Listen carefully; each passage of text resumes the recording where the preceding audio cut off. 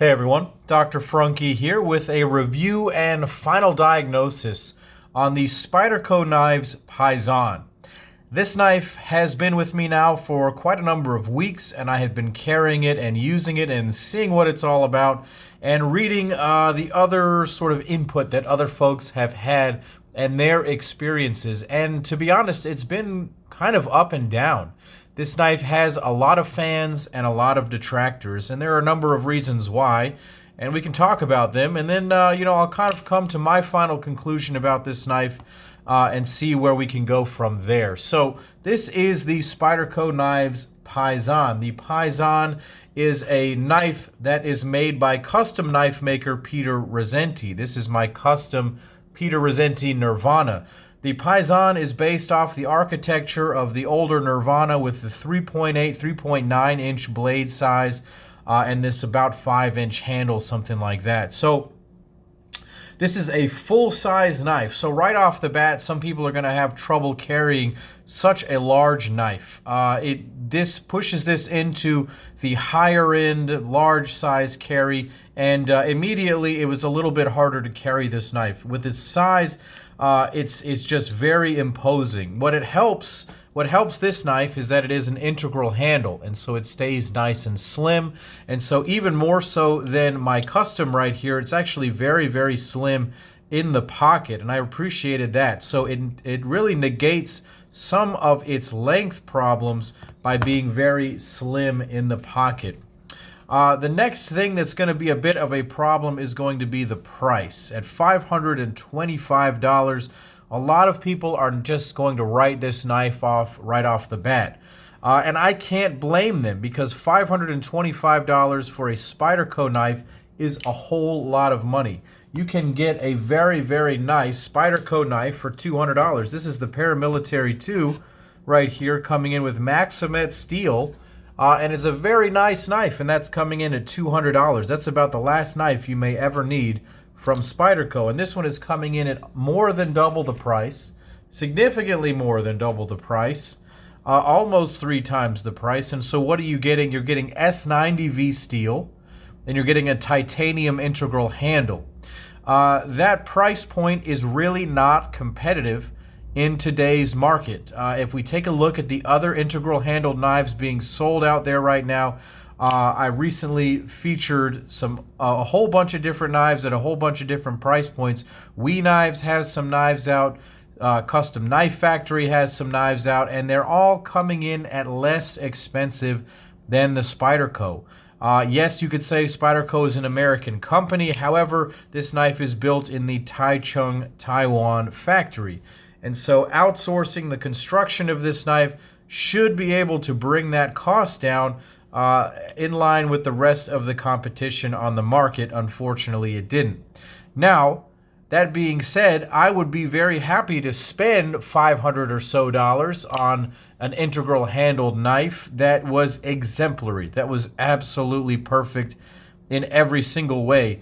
Unfortunately, I think that the Paisan missed on a couple of points that were different points than maybe where the Nirvana missed, but similarly sort of fatal in their nature. So the first thing is going to be the detent. I think that there was a large amount of variability in the amount of detent seen from knife to knife.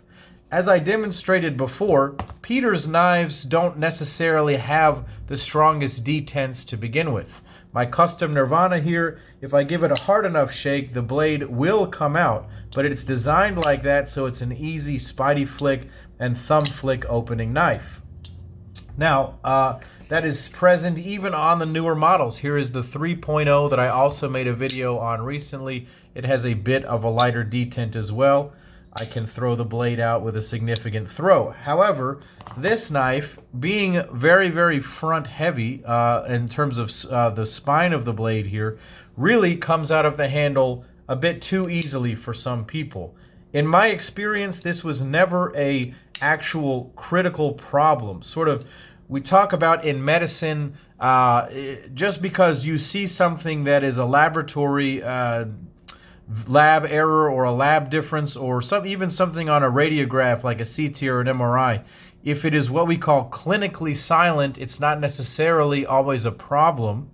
And so this is a light detent. Perhaps that's a pathological thing, but it's not clinically relevant, I'm going to call it, because when you carry this knife in your pocket, it's not going to shake open. It's really, there's no way to generate enough force with the way that this is pocketed in order to open that knife up. And so I stand by the fact that even though it has a relatively light detent, it is not a dangerous thing and it is not a problem for the knife. It in fact reflects quite accurately the actual detent seen on a Peter Rassenti custom.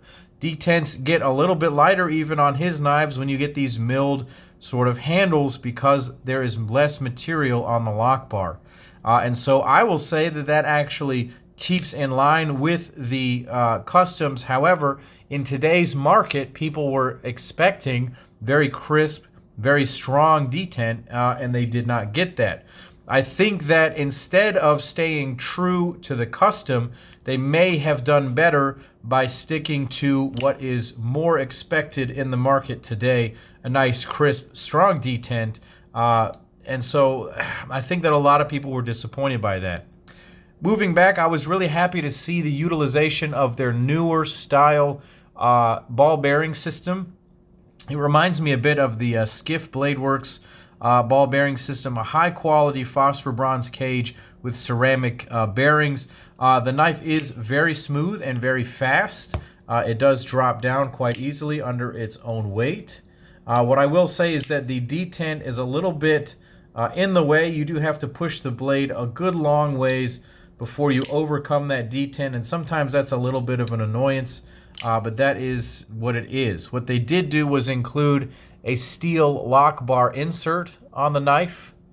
I'm not 100% sure whether this was a win or a loss. So this is another area where it differentiates itself from the Nirvana. It's set up for success because the Nirvana had terrible lock stick on a lot of their models, especially early on.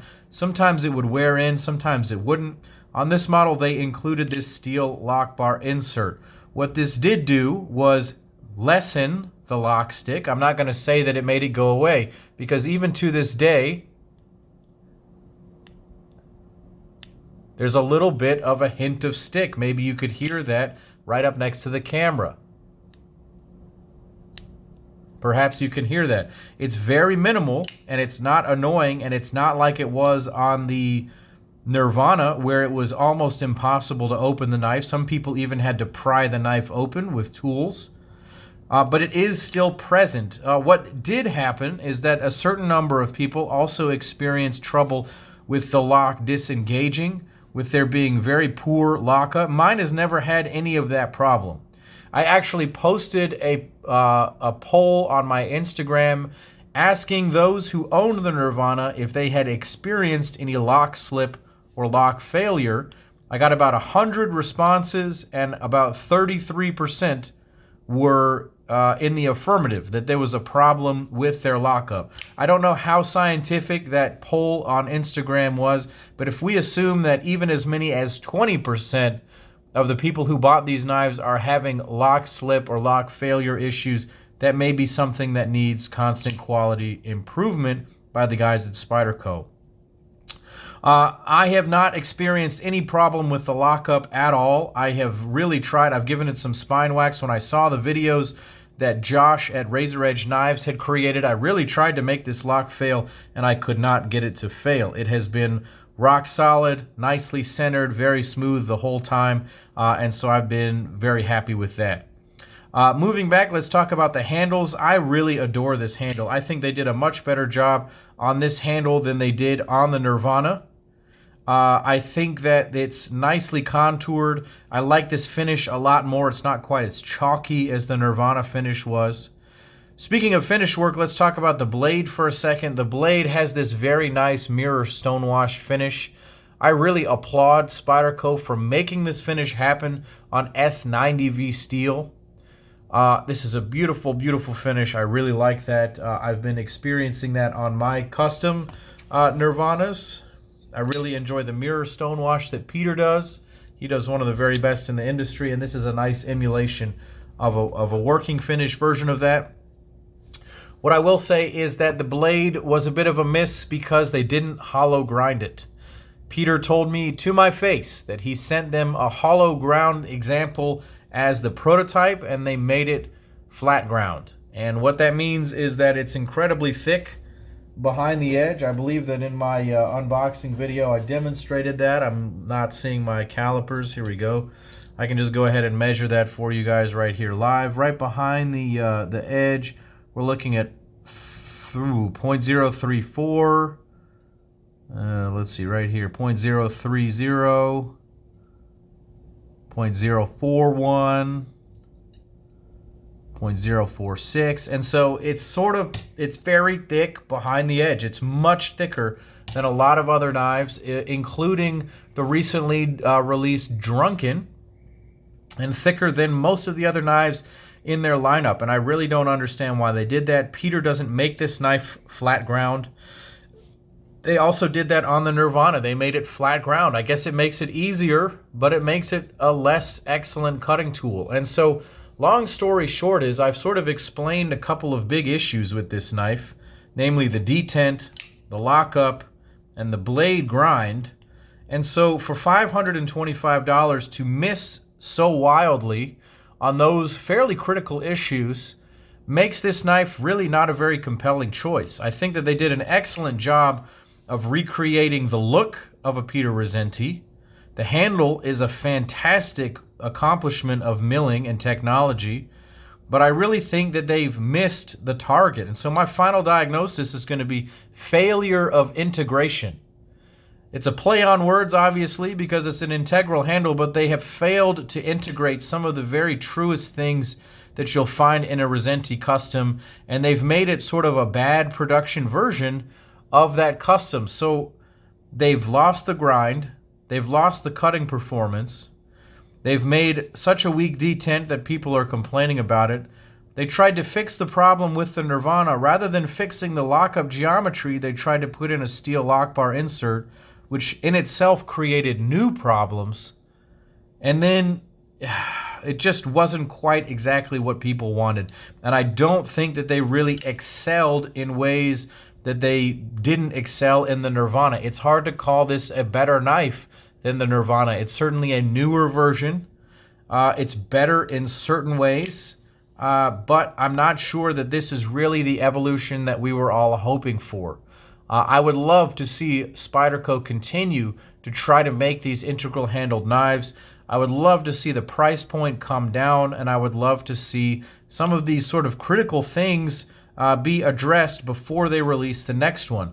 None of us are going to be upset if you take the time to make this right, but at $525, you're going to have a lot of disappointed people who can buy other integral handled knives, maybe even an older Rassenti custom for about that price.